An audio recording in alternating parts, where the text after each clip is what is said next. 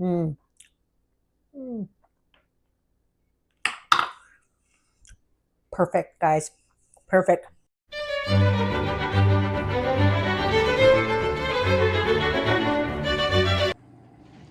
Hi friends, welcome back to the channel. Today I'm going to be making some burritos.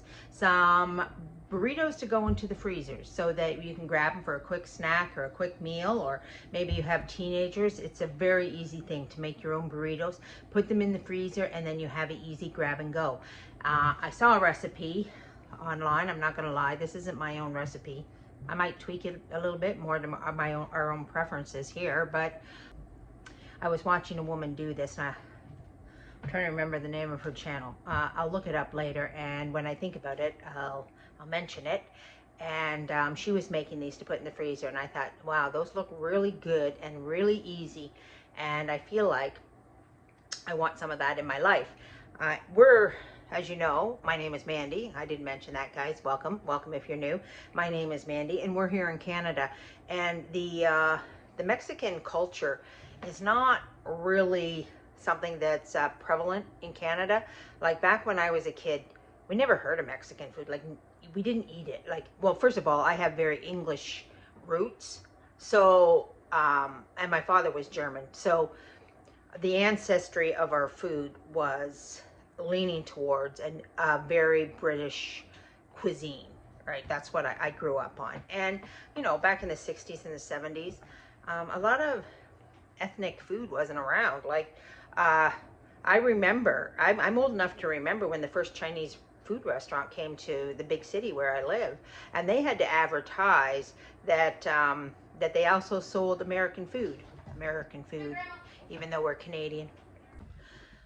Yeah, guys, so the food thing is a real cultural thing. So in Canada, like I said, we didn't have a lot of Mexican food. Like I wasn't raised on it. Of course, my kids, you know, as the world has gotten smaller and everything has become more universal, of course, there's a lot of Mexican food now, a lot of Taco Bells and, you know, quesadillas and all this kind of stuff in restaurants that never existed before.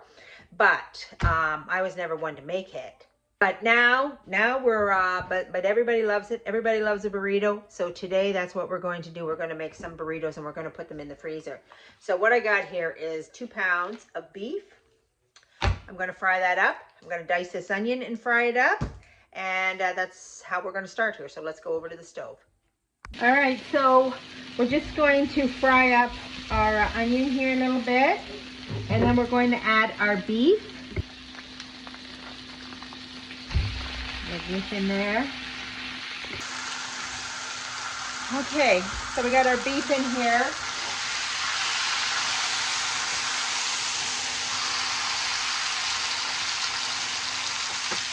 And we're going to add just a little bit of salt.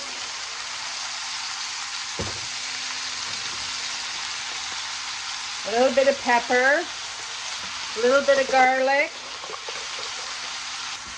A little bit of taco seasoning. You can see that taco seasoning.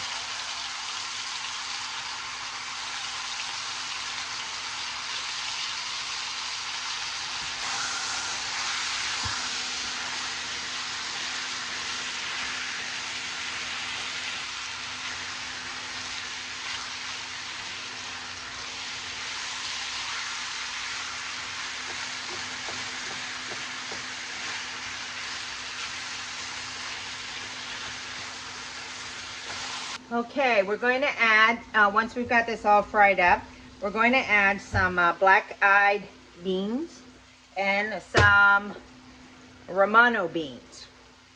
These are my own beans that I've canned.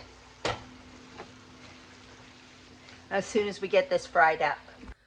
All right, guys, I'm here back at the counter. I have my hamburger all fried up with my onion, and I've added my beans. And, okay, so this is how Canadian I am, guys. I didn't actually know what refried beans are. I had to look it up to find out what they are. We don't eat them. Like, we don't make Mexican food very much. If we have it, it's takeout, you know, that kind of thing. But anyway, so a refried bean is actually beans that are fried and mushed with seasonings and fat. So I didn't actually mush my beans, so they're kind of in their hole. They probably were very mushy because they were pressure canned. And they're cooked with the hamburger, which is full of fat. So there we have it. And there's lots of seasoning in there. So I've just kind of left it like that. Let's look down here and let's have a look and see. Okay. So there we are. This is our hamburger and beans and onions with our seasoning. Looking really good. And now to this, we're going to add rice. I'm just adding regular rice, guys, but I mean, it does call for yellow rice. Again, something I've never made before. One day I'll look it up and see what, how you make yellow rice. That yellow rice you get when you buy takeout Mexican food. So we'll get this all mixed in. Now, this is the part that I found very interesting. Normally, I would put in a grated cheese in this, but the recipe that I saw put in this cheese, this Tostitos cheese. So I'm going to give that a try.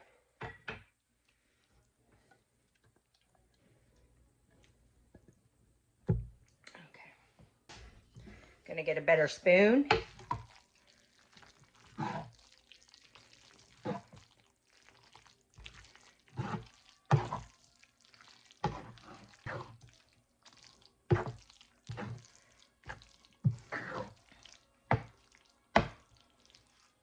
Guys, there it is. Okay, so let's have a little taste of this, see what it actually tastes like, and if it tastes good.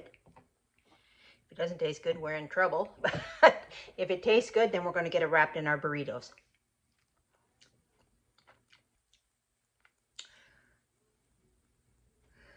I feel like it's missing something. It's missing something a little bit Mexican. Let me think about this. Okay, I decided to, what's probably missing in this is because I didn't do the yellow rice. I didn't put those seasonings in there. So I'm going to add a little cumin to give it that Mexican flavor, because I feel like that's what it's missing. So we're just going to mix this up. Okay. Much better, guys. It does need to have the cumin in it. It does need to be a little Mexican.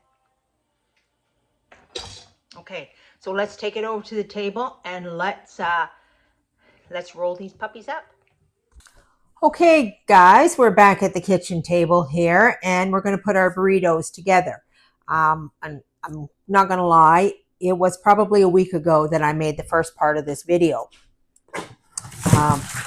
Then I took my filling and I put it in a container and I put it in the freezer. Now, you guys know my motto. It's not always about being, it's about the little way. It's about doing things as much as you can at the moment that you can do them. And sometimes jobs are overwhelming. Sometimes we're too busy, or sometimes it's overwhelming, or sometimes, like myself, I have low energy, right? So I can only do things in little bits.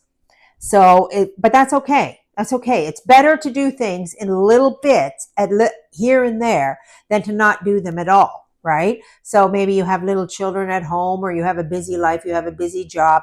You can still do things in little bits. Use your freezer. That's what I do. I use my freezer. I freeze things, and I bring them out and thaw them.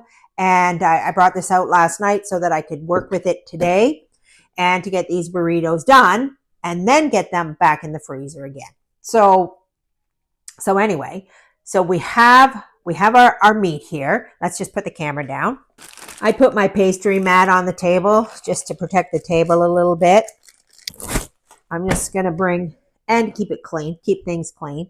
So I'm going to bring my stack of shells here, and we're going to scoop them up. I think 2 scoops is about right here. I did that a little backwards. So we're going to fold it like an envelope. There we go. And we're going to put it in here. Now, how I'm going to wrap them is I'm going to wrap them in a little bit of parchment paper here. And then once they're wrapped in the parchment paper, then I'm going to put them into a freezer bag. I've already gone ahead and labeled my freezer bag. So when I put them in the freezer. So we're just going to do a bunch of these up, get them in the freezer. Then we're going to talk about how to cook them once from frozen. The best way to do that. So let's go ahead and we'll see how many we get here.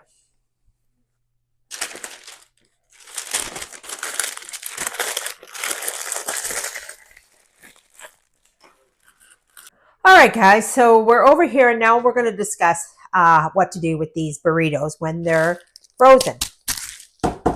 Frozen, good and hard. I got a total of 14 burritos out of all that mixture of what I did. So we have 14 to put in the freezer. Now, this kind of thing is really good if you have teenagers or if you're on your own or maybe you're only one or two people. Like, especially if you're only one or two people in the house, you can make a batch of these, put them in the freezer, and then you have something quick and easy all the time for a little snack. Homemade goodness, right? So we've got them. We put them in the freezer. Now what do we do with them? Well, we take them out. They're frozen. Now the normal way of thawing these out is to microwave them for about 2 minutes, depending on your microwave. The common way is to take a paper towel and wrap it in the paper towel. Now, I'm going to try something, guys. I just saw it on YouTube, so we're going to see if it works. Is to take our burrito, take our burrito, run it under the tap and get it damp, and then microwave it.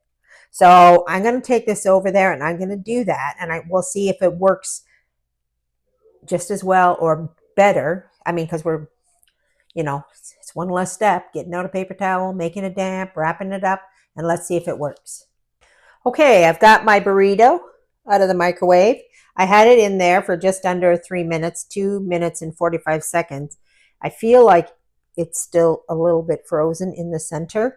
So, I mean, for my microwave, 2 minutes and 45 seconds is not enough time.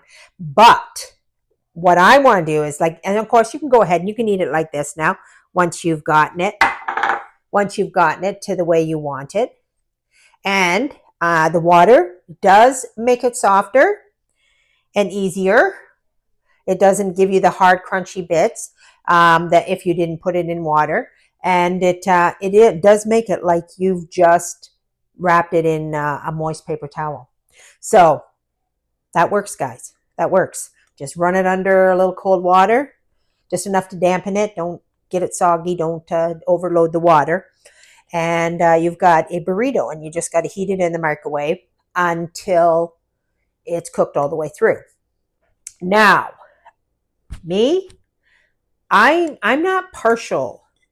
I'm not partial to my burritos like this with this. I like this to be cooked. So if I'm doing it for myself or for dinner, I would pop this in the oven and then make this a little crispy, or pop it in an air fryer.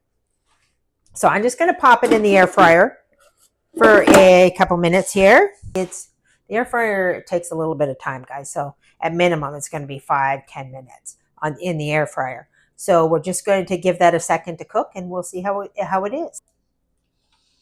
All right, guys, this didn't take very long in the air fryer. I did 3 minutes on one side and turned it over and did 3 minutes on the other side. Now remember, it wasn't in there frozen. It was mostly already heated up when I put it in there. This is the way I like a burrito, nice and toasty.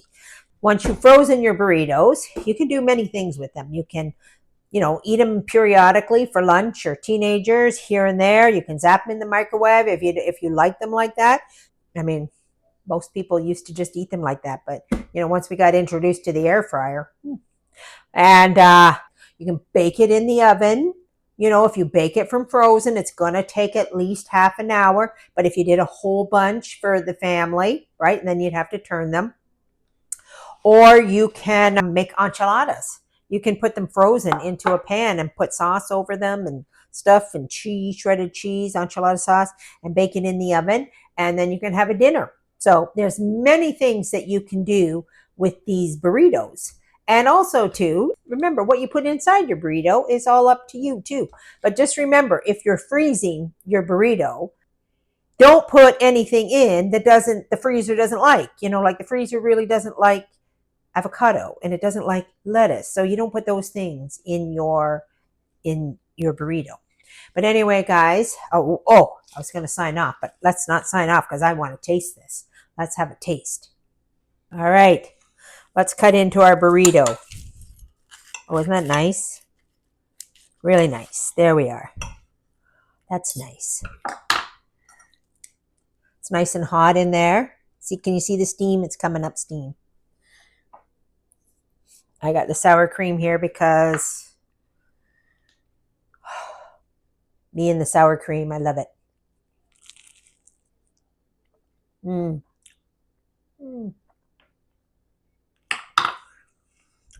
Perfect, guys. Perfect. A quick lunch. Remember, this burrito has been in my freezer for, well, at least a week. When I made the burrito insides, I took the time to put 2 in the freezer. And so when I was finishing this video, I would have some already frozen and know that it works and know that it's perfect.